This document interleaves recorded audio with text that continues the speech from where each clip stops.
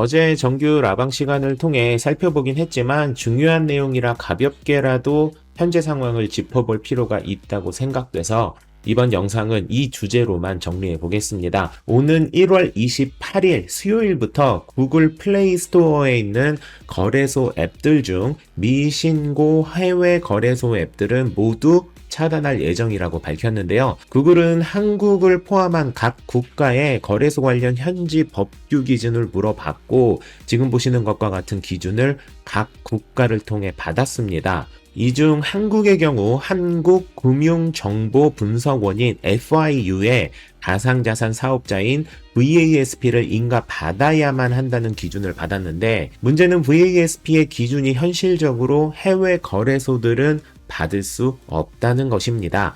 VASP를 받기 위한 대표적인 조건은 보시는 바와 같은데요. 다른 건 차치하고라도 문제는 두 번째에 설명되어 있는 실명 계좌 확보 부분입니다.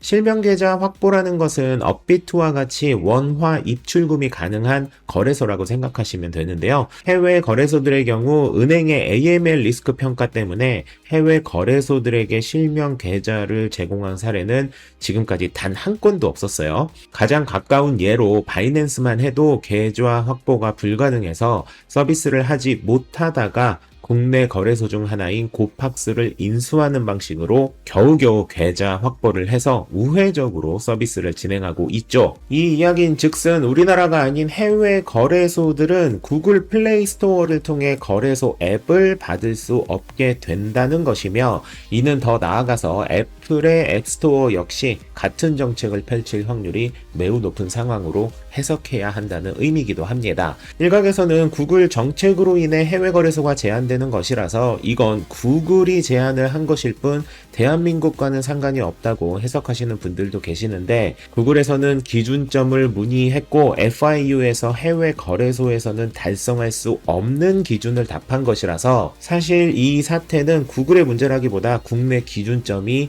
흥선대원군의 세국정책 수준으로 멍탱한 게 아니냐라는 말이 나오고 있는 상황입니다. 실제로 다른 나라만 하더라도 유럽의 경우 보통 미카법을 준수하는 조건 정도로만 기준이 되어 있고 2026년 1월 15일 기준 코인베이스, 크라켄, OKX, 비트스탬프, 크립토닷컴, LCX 등이 미카법의 전체 라이선스를 확보했고 바이낸스 비트계 바이비트의 경우 일부 라이선스를 획득한 상황이라 유럽에 서비스가 제공되는데 문제가 없는 상황입니다. 다시 말해 우리나라 기준은 다른 나라에 비해 대단히 폐쇄적인 편이라는 것이죠. 앱 사용에 관해 오해하시는 분들이 계셔서 추가로 정리드리자면 1월 28일이 지난 이후에도 해외 거래소 사용은 전혀 문제가 없습니다. 다만 이후에 앱이 업데이트 될 때 플레이스토어를 통해 업데이트가 불가능하며 삼성폰의 경우 삼성 스토어를 통해 혹은 홈페이지에 방문하셔서 수동으로 업데이트를 해야 하는 번거로움이 발생될 것입니다. 그리고 앱이 아닌 노트북이나 PC를 통한 사용, 심지어 스마트폰에서 앱이 아니라 브라우저를 열어서 접속하는 경우 역시 문제될 것이 없습니다. 이번 정책은 해외 거래소 사용이 조금 더 불편해지는 것일 뿐 거래소를 막는 것이 아니며 실제로 막는 것은 불가능합니다. 다시 한번 강조드리지만 1월 28일 이후에도 거래소를 이용하는 데는 전혀 문제가 되지 않고 이번 발표로 인해 구글 스토어에서 바로 앱을 받거나 업데이트를 받는 방식이 조금 더 불편해진 것일 뿐 거래소가 막힐 일은 없다라고 정리드립니다.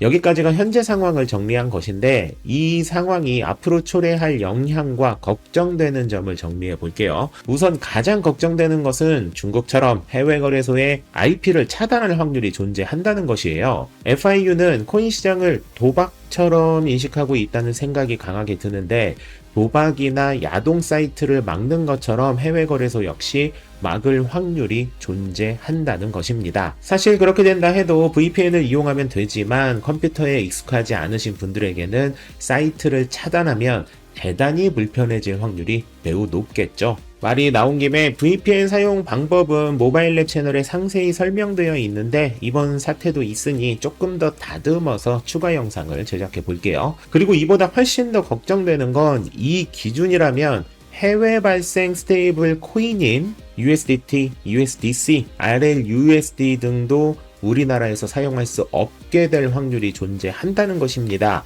FIU에서 제시하는 기준점은 비단 거래소뿐만이 아닌 코인과 관련된 사업자에게 제시된 기준점이라서 국내 지점이 없는 USDT 역시 막을 수 있게 되는데요.